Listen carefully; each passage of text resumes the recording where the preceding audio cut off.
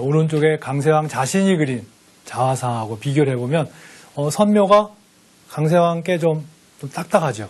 이명기께 굉장히 부드럽고, 그러면서 동시에 강세왕의 자화상이 어찌 보면 그 자신의 심상을 표현하는 데는 좀 더 유리한 입장이지 않은가. 그 강세왕의 스스로의 심상을 표현하는 데는 자화상이 성공했다, 뭐 이런 생각도 하게 하는데요. 여러분은 어떨지 모르겠네요.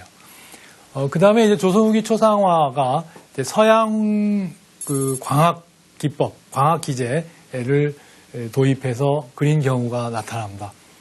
지금 여기 유언호 초상화를 지금 보고 계신데요. 1787년에 이명기가 그린 초상화예요.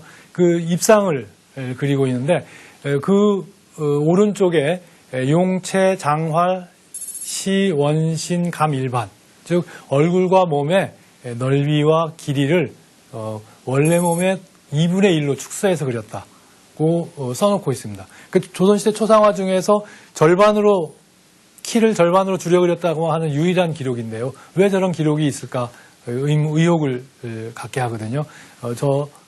키가 84cm예요. 그러니까 유언호는 키가 1m 68cm가 되겠습니다. 그러니까 그래 큰 키는 아니었고, 이원호는 바로 이제 정조의 그 스승이었기도 했던 인물입니다. 그 이명기가 남긴 절반으로 그렸다라고 하는 그런 연유를 살필 수 있는 기록이 남아 있습니다. 그게 이제 다산정의학용이 증거한 것인데요.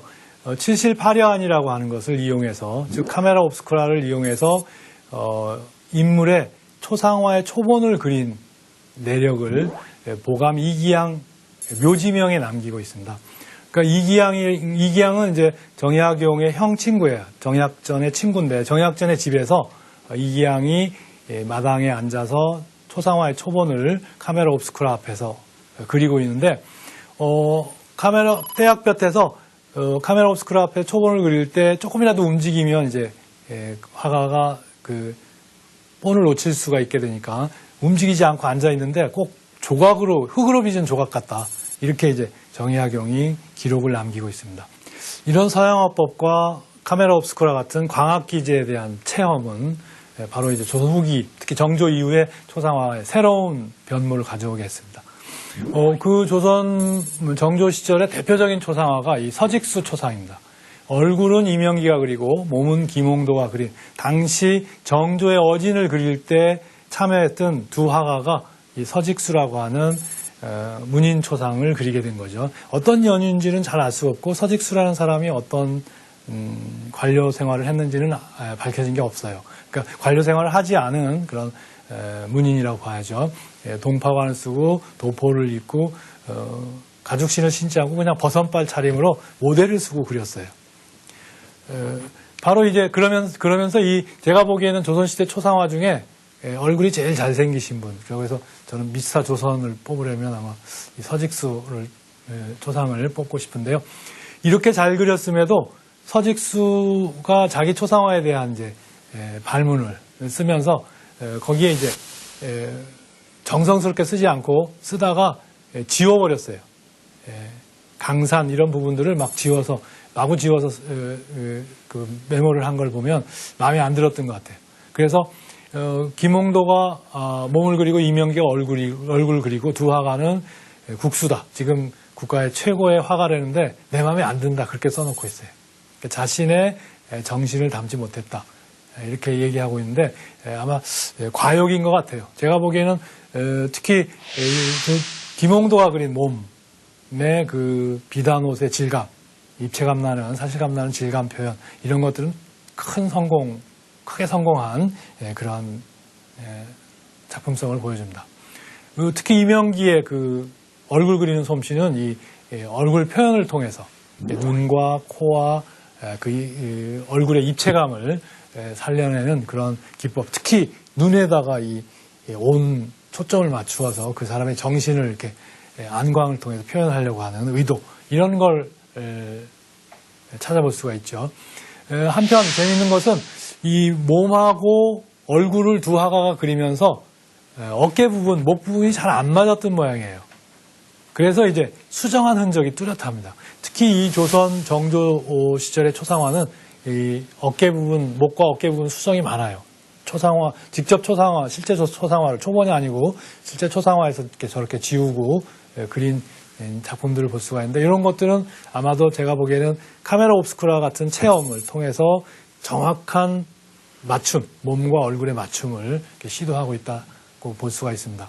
특히 김홍도 같은 경우 당시에 도화서 화원 중에 서양화법을 제일 잘 활용한 화가로 이렇게 평가되고 있기도 합니다.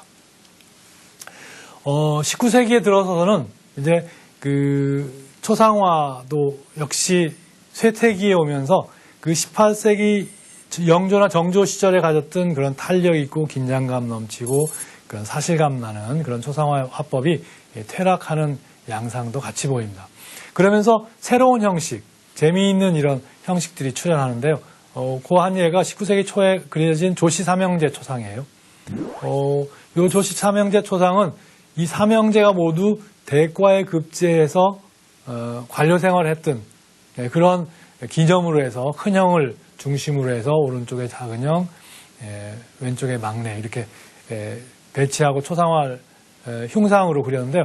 마치 근대 사진관에서 가서 그 삼형제가 사진 찍어놓은 것 같죠. 그런 근대적인 사진의 이미지도 바로 우리 조선시대 초상화에서 이렇게 왔구나 하는 것을 또 알 수가 있겠죠. 그 막내 초상화죠.